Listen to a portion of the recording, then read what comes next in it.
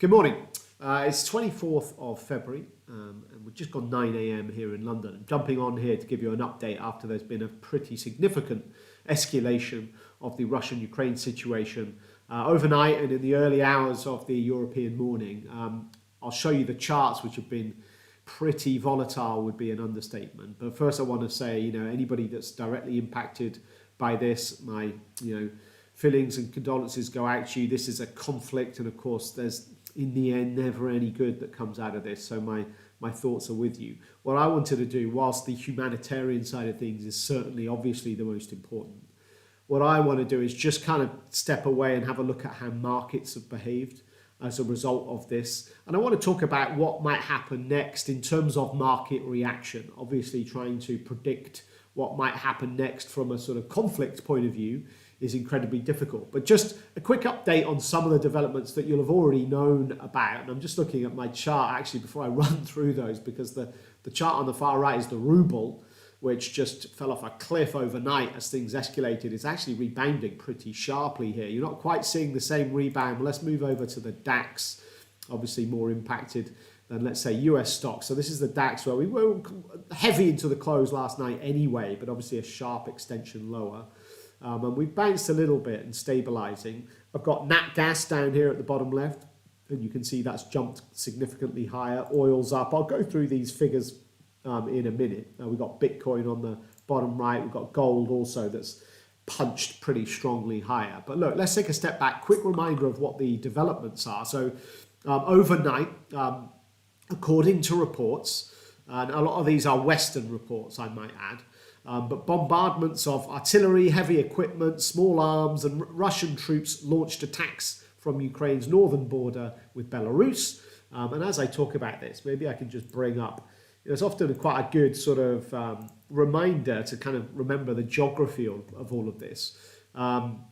So, apparently then Russian troops have come in from the Belarusian border, which is the one people are more concerned about in terms of this crisis escalating to a full-on war or a full-on invasion of the entire of Ukraine, because obviously that's very close proximity to Kiev. The two kind of regions that Russia earlier in the week recognized as independent states, where you've got this sort of military sort of standoff between the Russian separatists and the Ukrainians in recent years. This is kind of what we think that Putin is after. Obviously, Putin annexed the Crimea back in 2014, and a lot of analysts are speculating that perhaps this is really the end game for Putin. That's kind of what we're hoping in what would be the smaller kind of situation here. Obviously not small in any way for the people in those regions. But concerned that we have seen movement across the border in Belarus, and we've seen movement across the border right across that eastern side, and we've seen movement across the border. And when I say movement, I'm talking about tanks and artillery and so on. And so you've got this kind of three fronts that the Russian army has been kind of moving over. I guess not a surprise, because where these troops have been building up, as has been heavily reported in recent weeks, is on those three fronts. And so what's happened overnight is that troops have moved across the border, across all three fronts. And I think ultimately that's why the Western media and particularly financial markets are alarmed this morning. If I go back to the charts, I mean, other stuff that I guess has got the Western media pretty riled up, and you're getting a lot of sensationalist headlines like full-on invasion of Ukraine. I mean, what's happened? The roads coming out of Kiev have been gridlocked overnight as civilians are trying to flee the capital. Apparently in Kiev before dawn this morning, some Financial Times reporters heard explosions. Apparently there's air raid sirens going off in Kiev. I think that's what's really got the media riled up here, because they're worried this is actually a full-on attack, including a move to try and secure Kiev. There's been a lot of missile strikes around a dozen or so airfields as the Russians look to try and disable airfields across Ukraine. And that's across the Ukraine, and that's including Kiev's airport, Boryspil. So also facilities in the Black Sea, the city of Odessa, airports around there being targeted as well. This is what Putin said early this morning before the move into the country. He said, "We seek to denazify Ukraine and defend victims of genocide despite there being no evidence of such crimes. Warned other countries against the temptation of meddling in the ongoing events and said Russia's response would lead to consequences that you have never encountered in your history. So obviously very aggressive, very, when you're reading them, quite obviously very worrying, very sensationalist rhetoric. I want to just take a step back here, and maybe the ruble is going to help me in my line of argument. And I want to just make it clear, this is a very live situation. And obviously in a live situation of this significance, markets can turn and react incredibly powerfully. And from a risk management point of view, this is about as hard as it gets, okay? I mean, markets have panicked this morning. Probably the best example, the ruble's dropped to an all-time low against the dollar, down about 10% overnight. If I go to a daily chart here, you'll see the daily candle, just taking out that low we had back in January, and it's just dropped through the floor, although rebounding now, I would say. Other sensational numbers are things like the Russian stock exchange is down 45%. Oil's an important one that's spiked up to another new 7-year high. Brent crude's above $100, by the way. I think topped out at 103. I'm showing you WTI crude down the bottom left here. And actually the commodity complex more generally is well bid in certain pockets. So oil for sure up 7%, natural gas up 5 or 6%.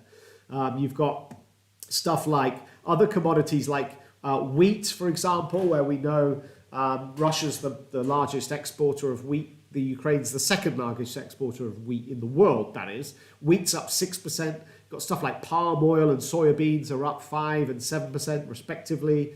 Palladium is up 5%. Aluminium is up 5%. All of these commodities where Russia is quite a key global producer are obviously showing some pretty sharp upsides here.